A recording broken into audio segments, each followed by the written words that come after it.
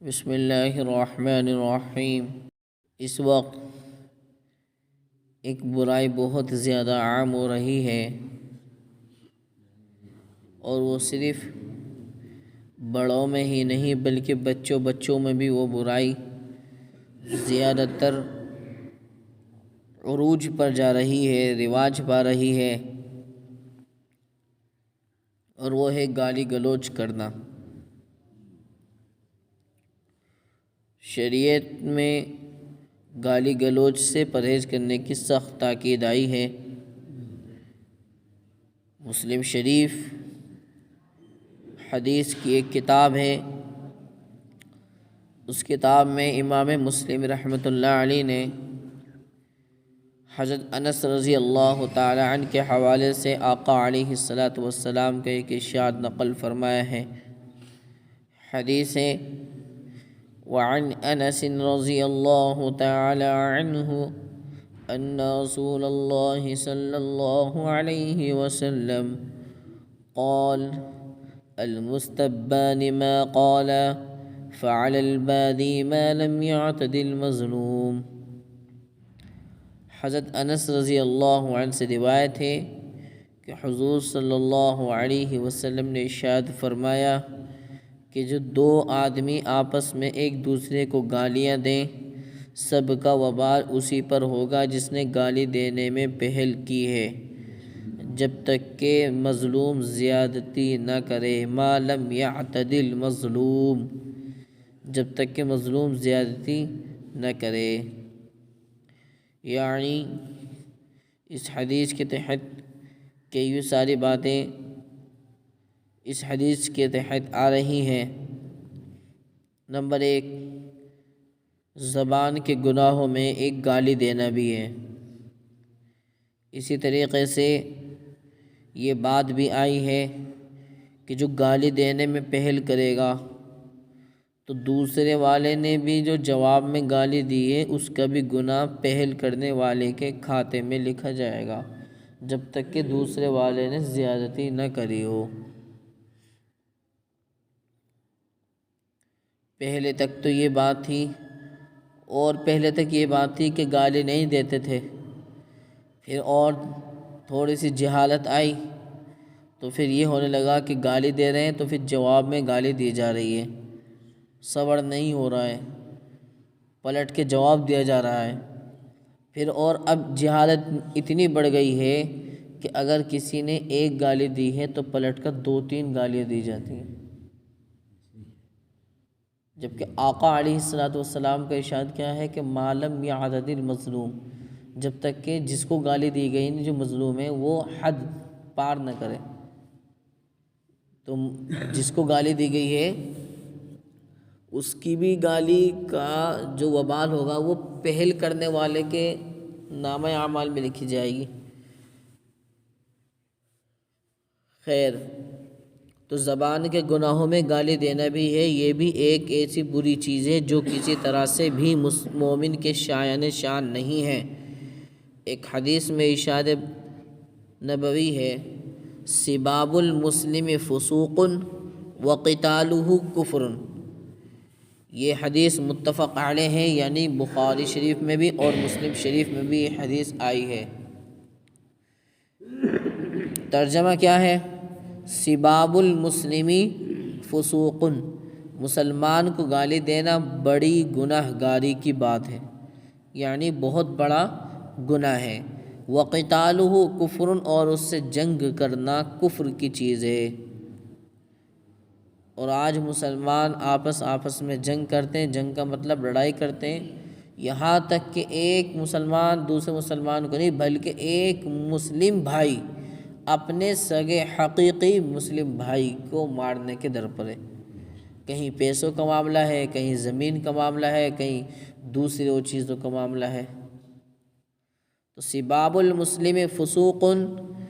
مسلمان کو گالی دینا بہت بڑے گناہ کی بات ہے۔ وقتالہ کفر، اور اس سے جنگ کرنا کفر کی چیز ہے۔ بہت سے مردوں اور عورتوں کو گالی دینے کی عادت ہوتی ہے۔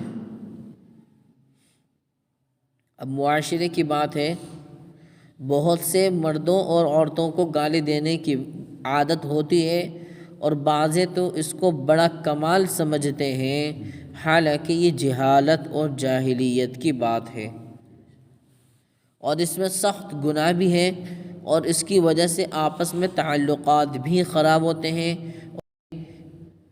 گالی گلوچ کرتے کرتے مردوں تک پہنچ جاتے ہیں، یعنی جن کا انتقال ہو چکا ہے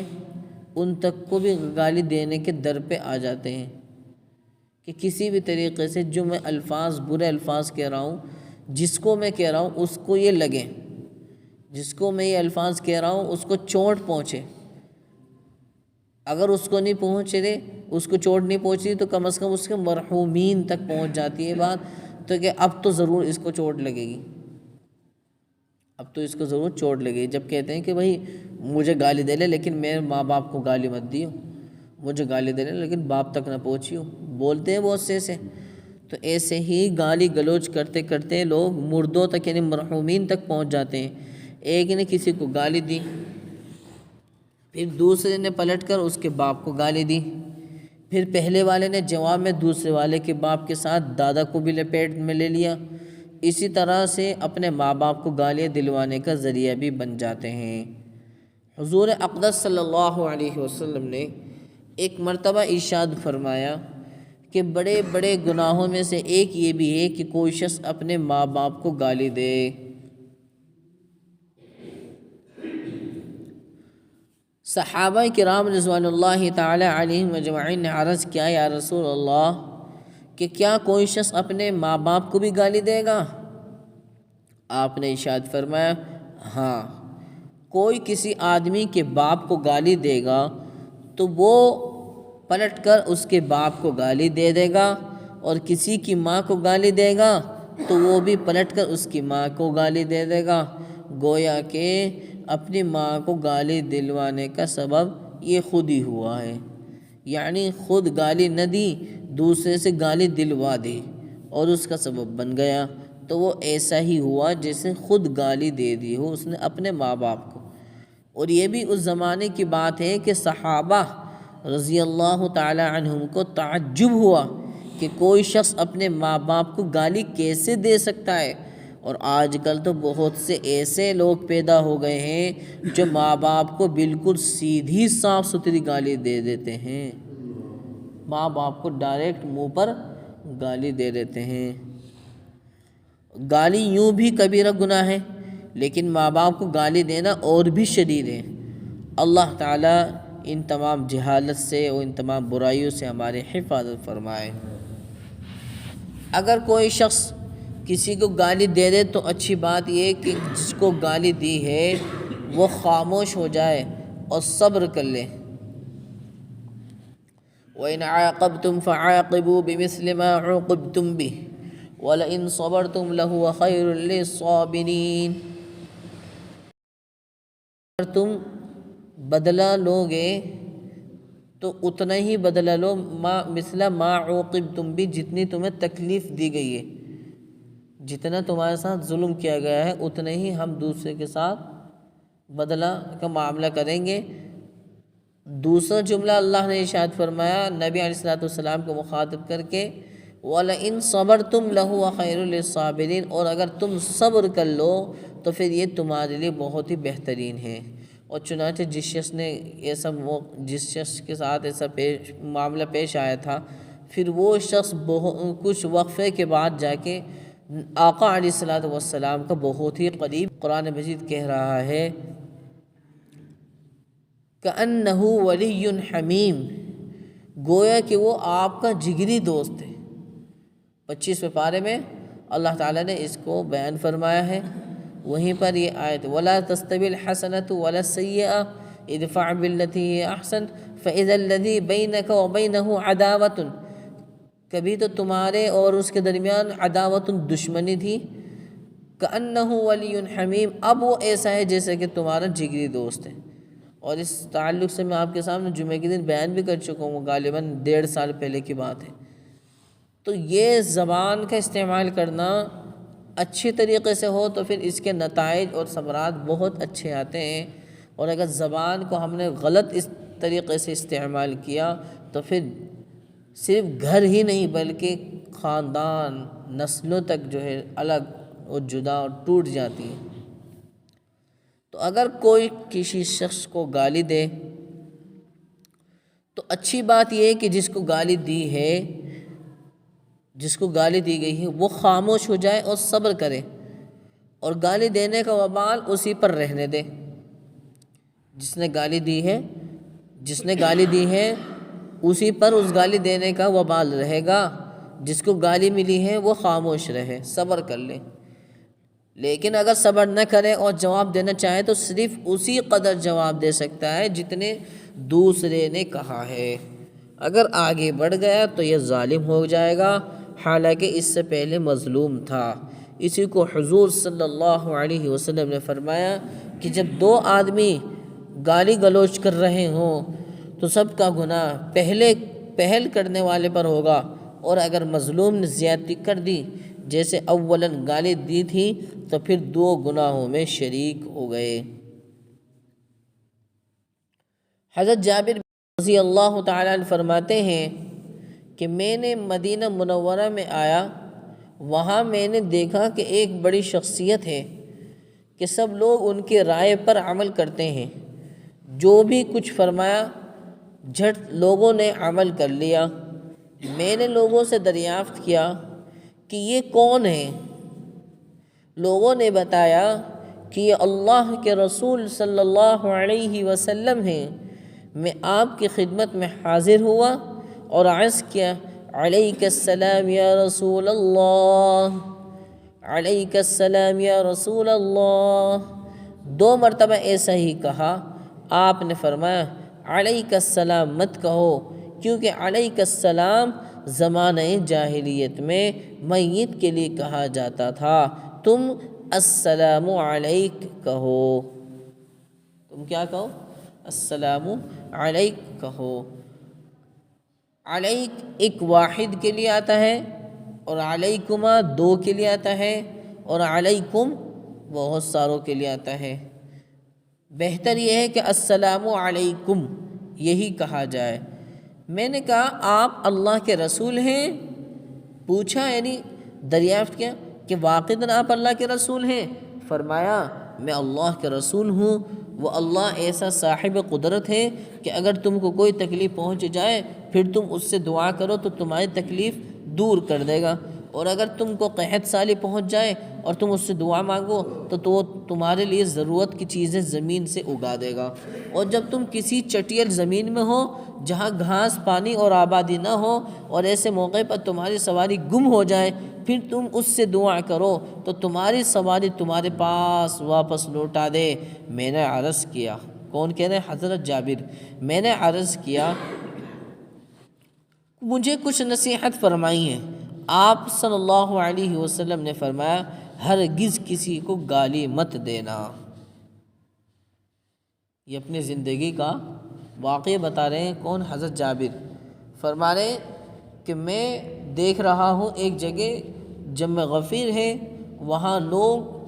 ایک شخص ہیں، بہت بڑے شخص ہیں، ان کی بات کو سنتے ہی فوراً عمل کرنے لگتے ہیں۔ جب عمل کرنے لگتے ہیں تو میرے دل میں بھی داعیہ پیدا ہوا کہ میں بھی جاؤں، آخر ان شخص سے ملوں کہ آخر کیا ماجرا ہے۔ گئے، لوگوں سے معلوم کیا کہ بھئی یہ کون ہے، کہ جی یہ اللہ کے نبی ہیں۔ تو پھر اللہ کے نبی علیہ السلام سے ڈائریکٹ ملے اور پھر معلوم کیا کہ جی واقعاً آپ اللہ کے رسول ہیں؟ فرمایا کہ ہاں میں اللہ کے رسول ہوں۔ اور پھر اللہ کے رسول صلی اللہ علیہ وسلم نے اللہ کا بھی تعارف کرایا کہ اللہ تعالیٰ وہ ہیں، اگر تمہارے پاس کوئی بھی مصیبت آئے گی تمہارے اوپر تو پھر اور تم اللہ سے دعا کرو گے تو پھر اللہ تعالیٰ وہ مصیبت دور کر دیں گے۔ اسی طریقے سے بہت ساری چیزیں بتلائیں۔ پھر اس کے بعد حضرت جابر نے عرض کیا کہ یا رسول اللہ مجھے کچھ نصیحت فرما دیں۔ حضرت جابر کہہ رہے ہیں مجھے کچھ نصیحت فرما دیں۔ اتنی پہلی ملاقات میں، اور وہ عرض کر رہے ہیں کہ مجھے کچھ نصیحت کر دیجئے۔ فوراً نصیحت کیا کری ہے؟ فرمایا آقا نے، ہرگز کسی کو گالی مت دینا، حضرت جابر رضی اللہ تعالیٰ عنہ نے فرمایا کہ اس کے بعد کبھی بھی میں نے کسی آزاد کو یا غلام کو یا اونٹ کو یا بکری کو گالی نہیں دی ہے۔ پھر 3 نصیحتوں کے بعد فرمایا کہ اگر کوئی شخص تم کو گالی دے اور تم کو اس چیز کا عیب لگائے جو تمہارے اندر ہے تو تم اسے اس چیز کا عیب نہ لگاؤ جو عیب اس کا تم اس کے اندر جانتے ہو۔ جیسے او لنگڑے، او اندھے، ایسے سب، پھر وہ پلٹ کر بھی تمہارے اندر کچھ عیب دیکھے، وہ تمہارے اندر بھی کچھ عیب دیکھے، تو پھر یہ چیز نہیں ہونی چاہیے۔ دیکھو اس حدیث میں کیسی سخت تنبیہ فرمائی ہے کہ ہرگز کسی کو گالی نہ دینا۔ جن صحابی کو نصیحت کی تھی انہوں نے ایسی سختی کے ساتھ اس کو پلہ باندھا اور ایسی مضبوطی کے ساتھ اس پر عمل کیا کہ کبھی کسی انسان تک تو کیا کسی حیوانات میں سے کسی بھی حیوان کو گالی نہیں دی، اونٹ ہو، بکری ہو، گدھا ہو، گھوڑا ہو، کبھی کسی کو گالی کا نشانہ نہیں بنایا۔ آج افسوس کی بات یہ ہے بھائی کو ہم گالی دیتے ہیں، بیوی کو ہم گالی دیتے ہیں، ماں باپ کو گالی دیتے ہیں، یہاں تک کہ جو جانور بیل یا بھینسا جو ہمارے کام آ رہا ہے اگر وہ تھوڑا سا آرام چاہے یا چلنے میں کچھ دیری سی کر دے تو اس تک کو ہم گالی دیتے ہیں، گاڑیوں تک کو ہم گالی دیتے ہیں۔ بہت سے مسلمانوں کی عادت ہوتی ہے۔ زبان پاک صاف رکھنی ہے۔ قرآن مجید میں ارشاد ہے وَلَا تَسُبُّوا الَّذِينَ يَدْعُونَ مِن دُونِ اللَّهِ فَيَسُبُّوا اللَّهَ عَدْوًا بِغَيْرِ وَلَا تَسُبُّوا الَّذِينَ، اور تم گالی مت دو ان لوگوں کو الَّذِينَ يَدْعُونَ مِن دُونِ اللَّهِ جن کی لوگ پوجا کرتے ہیں اللہ کو چھوڑ کر کے، اور یہاں پہ مراد بت ہیں جو ان کے الگ سے مشرکین نے اپنے معبودان باطلہ مان رکھے تھے، ان کو کہا گیا کہ ان کو گالی مت دو، فَيَسُبُّ اللَّهَ عَدْوًا بِغَيْرِ عِلْمٍ، نہیں تو وہ بدلے میں پلٹ کر اللہ یعنی دشمنی کے طور پر بدلہ لیتے ہوئے۔ دیکھیے آیت شریفہ میں مشرکین کے بتوں کو گالی دینے سے بھی منع فرمایا، اور وجہ یہ بتائی کہ جب تم ان کے بتوں کو گالی دو گے تو وہ تمہارے معبود برحق اللہ جل شانہ کی شان اقدس میں گستاخی کریں گے، پس تم اس کا ذریعہ کیوں بنتے ہو؟ اسی طرح سے مسلمانوں کو آپس میں کسی کے خاندان کے بڑوں کو، خاندان نسبی ہو یا دینی ہو یا علمی ہو، گالی دینے یا برا کہنے سے پرہیز کرنا لازم ہے، کیونکہ ایک فریق دوسرے فریق کے بڑوں کو برا کہے گا تو دوسرا فریق بھی جواب میں برا کہے گا اور گالی دے گا۔ اگر کوئی شخص کسی کے باپ کو گالی دے تو جواب میں دوسرا شخص گالی دینے کے لیے باپ، دادا اور پردادا کو گالی دے دے گا۔ اس میں بسا اوقات ان لوگوں کو بھی گالی دینے کی نوبت آ جاتی ہے جو دنیا سے گزر گئے ہیں۔ مردہ لوگوں کو برا کہنے کی ممانعت خصوصیت کے ساتھ وارد ہوئی ہے۔ آقا علیہ الصلوۃ والسلام نے ارشاد فرمایا کہ جو لوگ مر گئے ہیں ان کو گالی نہ دو، یعنی برائی کے ساتھ یاد نہ کرو، کیونکہ وہ ان اعمال کی طرف پہنچ گئے ہیں جو انہوں نے پہلے سے آگے بھیجے ہیں۔ بخاری شریف میں حدیث موجود ہے، اور ایک اور حدیث میں ارشاد ہے کہ تم مردوں کو گالی نہ دو جس کی وجہ سے تم زندوں کو ایذا دو گے، یعنی جب مردوں کو گالی دو گے تو ان کے متعلقین جو زندہ ہیں ان کو تکلیف پہنچے گی اور اس سے دوہرا گناہ ہوگا، ایک موت کو گالی دینے کا، دوسرا ان کے متعلقین کا دل دکھانے کا۔ ایک اور حدیث میں ارشاد فرمایا کہ اپنے مردوں کی خوبیاں بیان کیا کرو اور ان کی برائیوں سے زبان کو روکے رکھو۔ اسلام پاکیزہ دین ہے، اس میں جانوروں کو گالی دینے تک کی بھی ممانعت کی گئی ہے۔ ایک حدیث میں ارشاد ہے کہ مرغ کو گالی نہ دو کیونکہ وہ نماز کے لیے جگاتا ہے۔ تو اسلام پاکیزہ دین ہے، اس میں جانوروں کو گالی دینے تک کی بھی ممانعت کی گئی ہے۔ ایک حدیث میں ارشاد ہے کہ مرغ کو گالی نہ دو کیونکہ وہ نماز کے لیے جگاتا ہے۔ ابو داؤد شریف میں حدیث موجود ہے۔ حضرت انس رضی اللہ تعالیٰ روایت فرماتے ہیں کہ ایک شخص کو ایک کیڑا تھا، اس نے کاٹ لیا، چیچڑی اس کا نام لکھا ہے، ایک کیڑے نے کاٹ لیا۔ یہ جوں سے ذرا بڑا جانور ہوتا ہے جو اونٹ وغیرہ کے جسم میں ہوتا ہے۔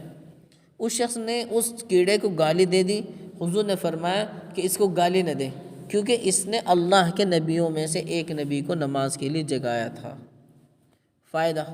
لفظ سبن کا ترجمہ جگہ جگہ ہم نے گالی دینے سے کیا ہے۔ اس کا مطلب یہ نہیں کہ فحش بازاری گالی دی جائے، بلکہ کسی کو کسی بھی برے لفظ سے یاد کرنا بھی گالی میں شامل ہے۔ سمجھیں، گالی کا مطلب صرف وہی نہیں تیری اس کی، تیری اس کی، تیری اس کی، سمجھ لیجیے اشارہ، اور اس کے علاوہ اور کچھ الفاظ کہیں تو وہ گالی نہ ہو، ایسی بات نہیں ہے۔ اگر ماں بہن کی گالی نہ بھی دی ہے بلکہ بیہودہ، گدھا، کمینہ کہہ دیا ہے تو یہ بھی ان احادیث کے مفہوم میں آتا ہے جس میں سب و شتم کی ممانعت وارد ہوئی ہے۔ یعنی کسی بھی انسان کو ایسا لفظ بولنا جس سے کہ اس کا دل ٹوٹ جائے اور اس کے، یہ سمجھ لیجیے، اس کی دل آزاری ہو اور اسے سخت تکلیف پہنچے ان الفاظوں سے، تو وہ الفاظ اس کے لیے استعمال کرنا یہ گالی کے درجے میں ہے اور گالی دینے سے نبی نے منع فرمایا ہے۔ دوسری بات یہ ذہن میں رکھیں کہ کیا گالی دینے سے وضو ٹوٹ جاتا ہے؟ نہیں، وضو تو نہیں ٹوٹتا، لیکن دل ضرور کسی کا ٹوٹ جاتا ہے۔ گالی دینے سے وضو تو نہیں ٹوٹتا، لیکن دل ضرور ٹوٹ جاتا ہے۔ اس لیے گالی نہ دیں، زبان کو پاک رکھیں۔ اس زبان کے بارے میں اللہ کے یہاں سوال ہوگا، وَلِسَانًا وَشَفَتَيْن، کہ ہم نے تمہیں زبان دی تھی، وشفتین، اور 2 ہونٹ دیے تھے، ان زبان کے ذریعے سے تم نے ذکر اللہ کیا بھی یا نہیں کیا؟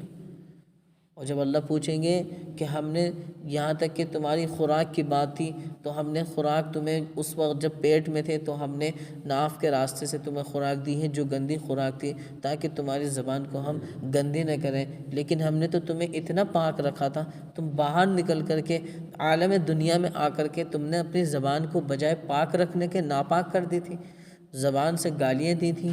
زبان سے ایک دوسرے کو برا بلا کہا تھا۔ تو پھر اس تعلق سے جب قیامت میں سوال ہوگا نا، اور پھر اللہ کے یہاں جب جواب دینے کی بات آئے گی تو پھر بہت مشکل ہے کہ ہم جواب دے پائیں۔ تو اس لیے یہ برائی صرف بڑوں میں ہی نہیں، یہ برائی صرف عورتوں میں ہی نہیں، یہ برائی بچوں میں عام ہو رہی ہے۔ اس لیے اس برائی سے بچنے کی ضرورت ہے۔ اللہ تعالی ہمارے بچوں کو بھی اور ہمارے بڑوں کو بھی، ہماری عورتوں کو بھی اللہ تعالی گالی دینے سے اور تمام برے الفاظ زبان سے نکالنے سے محفوظ فرمائے۔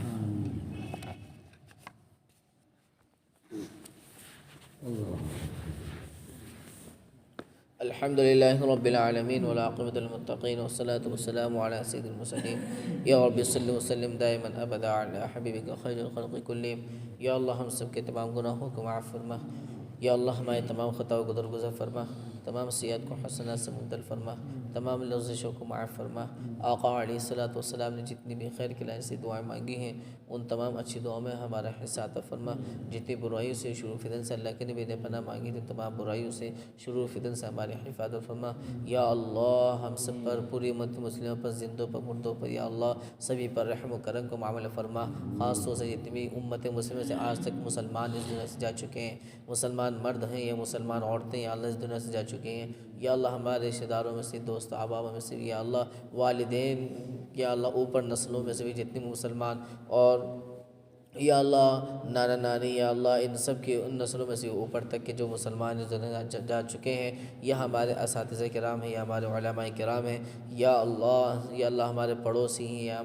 یا اللہ اور بھائی بہنوں میں سے کوئی بھی ہیں، یا اللہ جو بھی اس دنیا سے جا چکے ہیں، یا اللہ سبھی کے حق میں ہم دعا کر رہے ہیں، قبر کے عذاب سے سبھی کو محفوظ فرما لیجیے۔ یا اللہ جنت کی ہوائیں سبھی کو عطا فرما دیجیے۔ مولا کریم سب کی قبروں کو شاندار محل بنا دیجیے۔ روضۃ من ریاض الجنہ، جنت کے باغوں میں سے ایک باغ بنا دیجیے۔ یا اللہ جو موجود ہے لیکن بہت سے بیمار ہیں، تمام بیماریوں کو شفا عطا فرما دیجیے۔ یا اللہ جس کو چھوٹی سے چھوٹی یا بڑی سے بڑی بیماری لاحق ہے، یا اللہ تمام بیماریوں سے پوری امت مسلمہ کو چھٹکارا عطا فرما دیجیے۔ یا اللہ صحت تندرستی عطا فرما دیجیے، اور صحت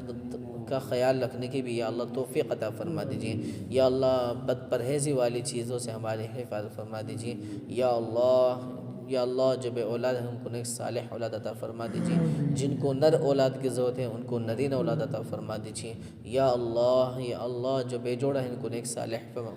فرما بردار جوڑا عطا فرما دیجیے، یا اللہ جن بچیوں کے یا اللہ رشتے نہیں ہو پا رہے ہیں میرے مولا کریم، بہت سی بچیاں یا اللہ، بہت سی یا اللہ لڑکیاں یا اللہ گھروں میں بیٹھی ہوئی ہیں یا اللہ انتظار میں ہیں کوئی رشتہ آئے، یا اللہ بے شک آپ ہی سب کو جوڑنے والے ہیں، یا اللہ آپ ہی یا اللہ رحمان ہیں، رحم کو جوڑنے والے ہیں، یا اللہ آپ ہی یا اللہ تعلق اور یا اللہ رشتے بنانے والے، ربط بنانے والے ہیں، یا اللہ آپ ہی سب کچھ کرنے والے ہیں، یا اللہ جن بچیوں کے رشتوں کے انتظام نہیں ہو پا رہے میرے مولا کریم، اگر وہ غریب بھی ہیں یا اللہ وہ اگر ان کے پاس انتظام نہیں بھی ہے میرے مولا کریم، پھر بھی ان کے رشتوں کے انتظام فرما دیجیے میرے مولا، ان کے رشتوں کے انتظام فرما دیجیے، یا اللہ مالداروں کا ایسا حساب ہے یا اللہ وہ اپنے پیسوں کے بلبوتے پہ رشتے کر رہے ہیں، لیکن بہت سے غریب گھرانوں میں بچیاں یوں ہی ہیں، یا اللہ ان بچیوں کے رشتوں کے انتظام میرے مولا غیب کے خزانے سے پورے فرما دیجیے، یا اللہ جن کے رشتے ہو گئے ہیں یا اللہ ان کے نکاحوں کے بھی انتظام فرما دیجیے، اور یا اللہ جن کے نکاح بھی ہو چکے ہیں یا اللہ ان بچیوں کو یا اللہ ان کو یا اللہ آخر سانس تک زوجین کو آپس میں پیار و محبت کے ساتھ ازدواجی زندگی گزارنے کی توفیق عطا فرما دیجیے، یا اللہ ہم سب کے ایمان میں، ہم سب کے نیک اعمال میں اور ہم سب کے کاروبار میں بھی، گھر بار میں بھی، روزگار میں بھی خیر و برکت، ترقی، بڑھوتری، اضافہ عطا فرما دیجیے،